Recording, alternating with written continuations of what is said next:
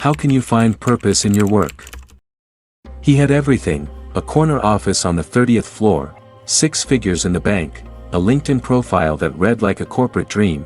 But one night, at 2:13 a.m., he sat alone in his luxury apartment, staring at the ceiling, asking himself a question that shattered everything: why do I feel so empty? This isn't just his story. It's the silent crisis of our generation. We're taught to chase titles, recognition, the next promotion. We climb ladders that never end, only to find there's nothing real at the top. You've felt it too, haven't you? That invisible weight when the meeting ends, the ache behind the smile when someone says, "You're doing great, you're killing it." But inside, you're just tired, not the kind of tired sleep can fix, but soul tired, the kind of exhaustion that comes from living every day on autopilot, from running so fast you forget why you started in the first place. We spend 8, 10, sometimes 14 hours a day working. That's more than we spend with our families, more than we sleep. So here's the question no one dares to ask. What if work isn't just what you do for money, but a mirror of who you truly are? What if every email you send, every call you make, every mundane Monday morning, could actually become a form of meditation? What if you didn't have to quit your job to find peace, you just had to change the way you show up? This isn't a productivity hack. This is not another 5 tips to beat burnout. This is a return to presence, to purpose, to yourself. And Buddhism, yes, Buddhism, has something powerful to say about it. Not in the temples, not in distant monasteries, but right here, in your inbox, in your meetings, in your 9 to 5 life. In this journey, we're not going to tell you to escape, we're going to show you how to wake up, right in the middle of the chaos, because the most sacred place isn't on top of a mountain, it's inside the moment you're in right now. Let's begin with a simple question.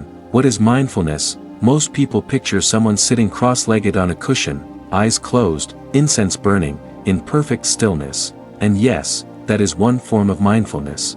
But real mindfulness, the kind the Buddha taught, it doesn't belong only on the meditation mat, it belongs at your desk, in the middle of a Zoom call, when your boss emails you at 9 p.m., or when your coworker interrupts you for the 3rd time this morning. Mindfulness is not where you are, it's how you are. It's the art of being fully here, not pulled back by regret, not dragged forward by anxiety, but resting gently in the now. Let me ask you something.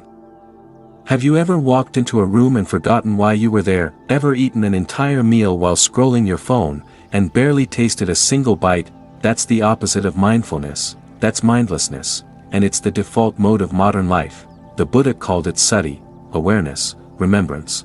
Not remembering your grocery list, but remembering yourself, remembering to be alive.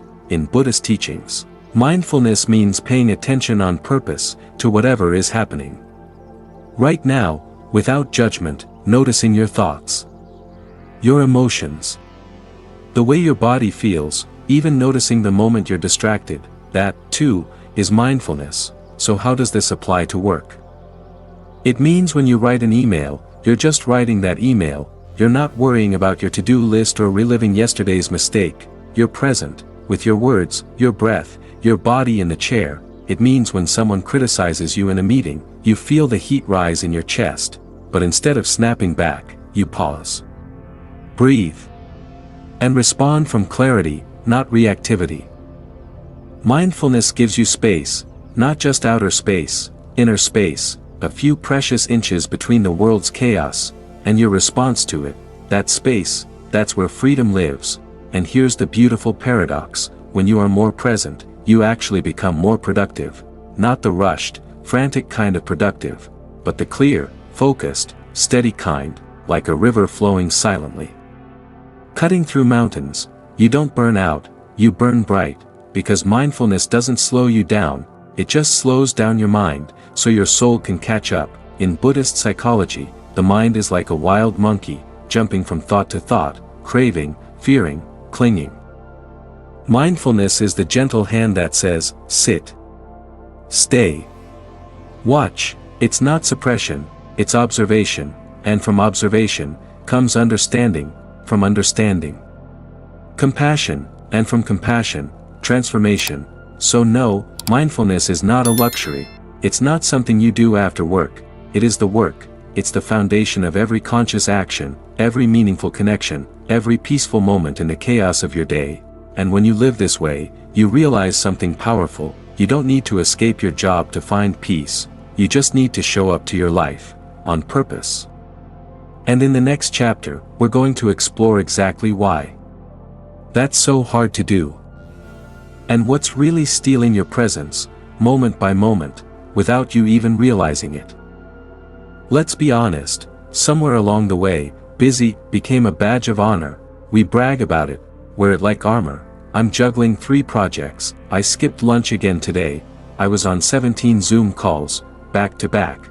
We say it like it's a sign of success, but deep down, we're drowning, because in today's world, we are taught that doing more means being more efficient, more productive, more worthy.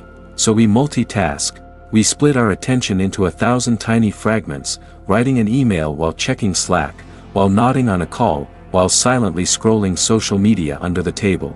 And what does it leave us with? A half-written sentence, a half-heard conversation, a half-lived life. Here's the truth we don't want to admit: multitasking isn't mastery. It's mental self-harm. Science backs this up. Studies show that when we multitask, our IQ drops, our stress spikes, and it actually takes longer to finish anything. Your brain isn't designed to split across 10 tabs, it's designed to be present. But in the chase for more, we become less connected, less fulfilled, less alive. In Buddhist psychology, this condition has a name: restlessness, adhaka. It's a mind that can't sit still, a mind that's constantly scanning, skipping, grasping, fleeing. And here's the thing, the more we try to do at once, the further we run from ourselves. We lose the sacredness of simplicity, we lose the power of being fully in one task, we lose the joy of depth, the kind that only comes when your whole self is right here, nowhere else. Let me tell you a story. There was once a Zen master who was asked, "Master, what is your secret to peace?" He smiled gently and replied, "When I eat, I eat. When I walk, I walk. When I work, I work." The student was confused. "That's it?" he asked. "Everyone does that." The master replied, "No. When you eat, you are thinking of your work. When you walk, your mind is on your phone. When you work, your heart is not with you. So no, you do not do what I do." That's the madness of multitasking. We're in 1,000 places, and nowhere, truly. And here's the deeper tragedy: when you're never present, you can't love, you can't heal, you can't grow, because love, healing, growth, they all require attention, real attention, soul-level attention. And the world doesn't need more productivity, it needs more presence. You may not be able to change your workload, but you can change your way of working. You can choose to breathe before answering that call. You can choose to feel your feet on the ground during that presentation. You can choose to listen, not just with your ears, but with your being. Because when you show up fully, even the smallest task becomes meaningful: folding laundry, writing reports, taking notes in a meeting, each moment, sacred, each breath, whole. This is not idealism, this is Dharma in motion. In the next chapter, we'll take this further, and ask the question, can work itself become a spiritual path, not in theory, but in practice? Can your job, right now, be your place of awakening? You might be surprised by what Buddhism says. What if I told you that your workplace could be your monastery, that your daily job, with all its chaos, deadlines, and stress, could actually become the very ground where your soul awakens? It sounds strange, doesn't it? We often separate life into 2 boxes, work and spirituality, the office and the altar, the paycheck and the prayer. But the Dharma doesn't see 2 lives, it sees only one mind, one heart, one moment. And in that moment, no matter where you are, you can practice awakening. You don't need to quit your job, you don't need to live in a monastery, you just need to return to yourself. Let's go back to the Buddha. He didn't only teach monks. He taught farmers, merchants, kings, craftsmen, servants. He didn't say, "First, leave your life. Then follow the path." He said, "Right livelihood. Not no livelihood, but right livelihood, work that doesn't harm, work that nourishes, and not just in what you do, but in how you do it, because when you work with presence, when you act with compassion, when you speak with care, your job becomes your practice, your keyboard becomes your mala, your meeting becomes your mindfulness bell, your difficult client becomes your greatest teacher. Spirituality isn't about escaping reality. It's about waking up within it, it's about bringing sacredness to the ordinary, because the ordinary is not ordinary at all. Folding papers, you're folding your own scattered thoughts. Serving a customer, you're serving the Buddha in disguise. Organizing files, you're organizing your inner world. When your heart is aligned with your actions, even routine becomes ritual, even repetition becomes reverence. A cup of coffee can be a meditation, a single email can be a practice in right speech, a tough deadline can be a lesson in equanimity. But here's the key: purpose doesn't come from the job, purpose comes from the intention behind the job. It's not what you do, it's how you show up to what you do. If you show up with mindfulness, with care, with a heart that serves something greater than ego, you are walking the spiritual path, right there in your office, in your apron, in your headset. Even in the deepest teachings of Zen, the path to enlightenment isn't found through endless theory. It's found in the most basic daily acts: chopping wood, carrying water, sweeping the floor, with full presence. That's the art of engaged mindfulness. And in today's world, you're not chopping wood, you're coding websites, you're teaching classrooms, you're fixing engines, you're running startups. But the spirit remains the same. Work is not separate from your spiritual life, it is your spiritual life. When done with purpose, work becomes service, service becomes love, love becomes awakening. So the next time you sit down at your desk, before the emails, before the rush, pause, take a breath, bow inwardly, offer your effort to something beyond self, and then begin your work.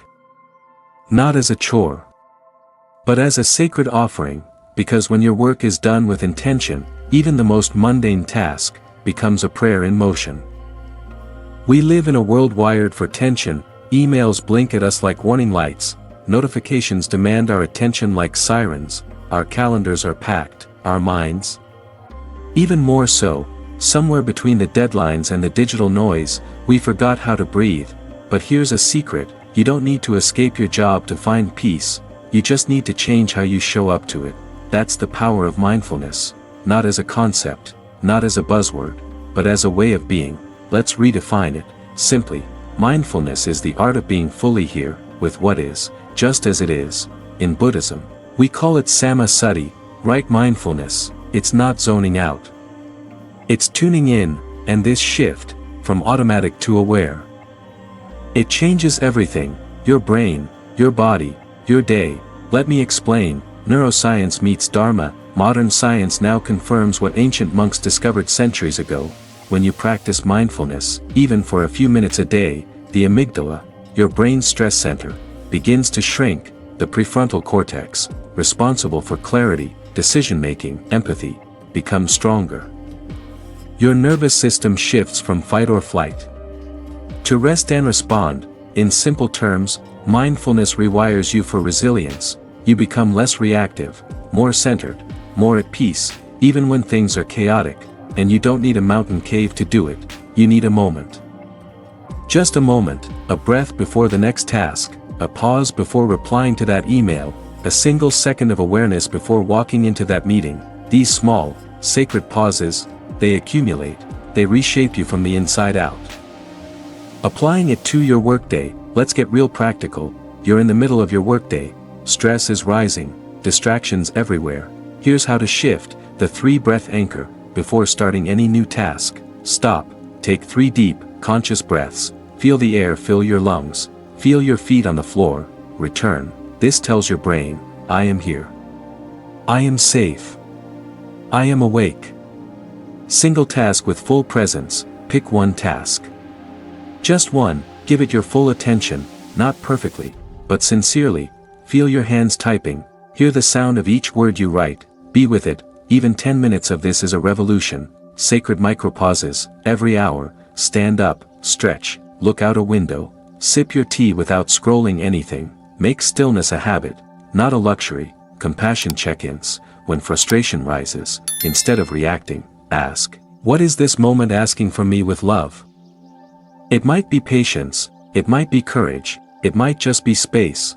Let that be your guide, because the goal of mindfulness at work is not to be perfect, it's to be present. It's not to eliminate stress, it's to change your relationship with it, to meet it not with panic, but with presence, to breathe through it, to work with clarity, to live without abandoning yourself. A story from the field. I once met a nurse in a busy hospital. Burned out, exhausted, barely holding on. She started a practice. Before every patient interaction, she paused for 5 seconds, placed one hand gently over her heart, and said quietly, "This moment matters." She said it changed everything. She wasn't just doing tasks, she was offering care. She wasn't just working, she was practicing love in action. That's what mindfulness can do. It transforms your cubicle into a temple, your tasks into teachings, your stress into stillness, not by running away, but by returning, again and again, to the breath, to the body, to the now. Because peace isn't found at the end of a project, it's found in this very moment, if you choose to be in it. There comes a moment in every person's life, when you look at what you're doing, and you wonder, is this me? Am I truly living in alignment? Or am I just performing, surviving, playing a role that looks successful on the outside, but feels empty on the inside? This is the silent suffering of so many in today's world. We wake up, go to work, hit the targets, and yet inside, we feel off course, like we've drifted away from something real, something true. That something is your inner compass. It's the quiet whisper of your values, your heart's deepest knowing, the Dharma within you. Work is a mirror. In Buddhism, we are taught that the outer world is a reflection of the inner one.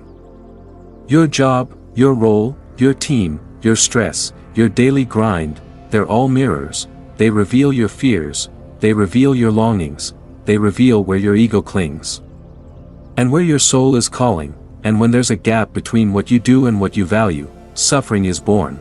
That's not failure, that's feedback. It's the soul saying, there's more to you than this. There's truth you haven't lived yet. So the question is not just what do I do for a living? It's, what kind of human am I becoming through my work? Because every job shapes you, the question is, how? Aligning work with inner values. Now let's be clear, not everyone can drop everything and follow a dream. You have bills, responsibilities, real life, but you don't have to abandon yourself in the process. Here's the shift: instead of changing your job immediately, change your intention within the job. Ask yourself, can I bring more honesty into my meetings? Can I embody compassion in my communication?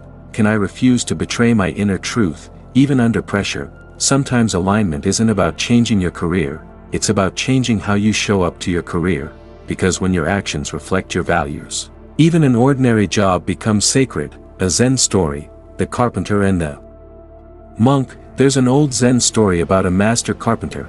He didn't meditate in a temple, he didn't teach students, but every nail he hammered was precise, every beam he cut was an offering. Every house he built was a temple in disguise. One day, a monk visited him and asked, "Why do I feel more peace watching you work than when I sit in the meditation hall?" The carpenter smiled and said, "Because I am not trying to be peaceful, I'm just being true, in every motion." That's alignment. It's not a performance, it's presence, rooted in truth, practical reflection, the value inventory. Try this, write down your top 3 values. Examples: honesty, service, creativity, compassion. For each one, ask, how often do I live this at work? Don't judge. Just observe. Awareness is the beginning of integrity. Then, begin to choose one value each week, and practice it like a mindfulness bell. Bring it into your emails, your voice, your choices. One breath, one word, one meeting at a time. The Dharma of integrity. In Buddhist teaching, this alignment is called sila, ethical conduct. It's not just about following rules, it's about being congruent. When your outer life reflects your inner truth, there's peace, not because everything is easy, but because you are no longer divided inside, you are one. Whole, integrated. Final thought, your work is not separate from your path, it is your path. When you stop seeing your job as a jail, and start seeing it as a mirror, you stop feeling stuck, you start feeling called, not to quit everything, but to come back to your own integrity, to bring your soul into your schedule, your compassion into your career, your truth into your task list, and that is the beginning of real freedom. In the final chapter, we'll come full circle to remember what this entire journey has been about, not success, not productivity, not even mindfulness, but something deeper, living with presence, with purpose, and with peace, no matter where you are. There's a saying in Buddhism, home is where the heart is. But what happens when your heart is scattered, pulled in 1,000 different directions? What happens when you forget where home is? For many of us, the path to true home is not one of physical distance, but of spiritual return, and the place we return to is ourselves. We've traveled far, through the crisis behind success, through the whirlwind of stress and expectations. We've explored mindfulness as a tool for peace. We've learned how to align our actions with our values. And now, we come back to the heart of who we are, the journey back to self. When we talk about living with purpose, we're not talking about some external measure of success. Purpose is not about achieving more, it's about being more, being fully alive in each moment. Your work, your relationships, your daily tasks, they are all opportunities to return to yourself, to live authentically, to align your actions with your inner calling. But it starts with this: presence, stillness, awareness, and within these, you'll find the clarity to make each decision from a place of love, not fear. You'll find the courage to act, not because you need validation, but because you know what matters, the power of the present moment. Think about the most challenging task you have in front of you, the emails, the meetings, the deadlines, the moments that feel overwhelming. What if, instead of reacting, you responded from a place of presence? What if, before diving into the next task, you simply stopped to breathe, to feel your body, to check in with your heart? That is living with purpose. It's not the task that defines your life, it's the way you approach it. Buddhists call this right action, where every action, no matter how small, is a reflection of your deepest values and your awareness in the moment. You are not your job, you are not your role, you are not your to-do list, you are the presence behind all of it. A simple practice for true living. To live with purpose is to live with intention. And to live with intention, we must pause. Here's a practice I invite you to try today. Pause before you begin anything. Whether it's answering an email or starting a meeting, just take 5 seconds, pause, breathe, and check in with yourself. Ask, what do I want this moment to feel like? What do I want to contribute? Notice your emotions. What's driving you in this moment? Fear, anxiety, excitement? Let yourself feel without judgment. Take aligned action. Do what needs to be done, but do it with presence, do it with integrity, and do it with love. The work won't change immediately, but you will. The real homecoming. At the end of the day, the goal is not to escape work, not to be perfect in every moment, not to achieve a final state of calm. It is simply this: to come home to yourself, and to realize you are already whole, when you live in alignment with your inner truth, when you act with purpose in every moment. Your life becomes your meditation, your work becomes your practice. And in that, you find peace, you find purpose, you find the joy that comes from living authentically. And so, the journey continues. You don't need to go anywhere, you don't need to seek more, all you need to do is to be, here, now, with purpose. I hope this video has helped you reconnect with your purpose, your values, and the art of living with mindfulness in everything you do. If you found this helpful, make sure to hit like and subscribe to Zen Buddhism Wisdom, so you can continue this journey with us. Don't forget to turn on the notification bell so you never miss another insightful video. Share your thoughts and experiences with us in the comments below. How do you bring mindfulness and purpose into your work? I'd love to hear your story. Thank you for watching, and remember, peace begins in this very moment.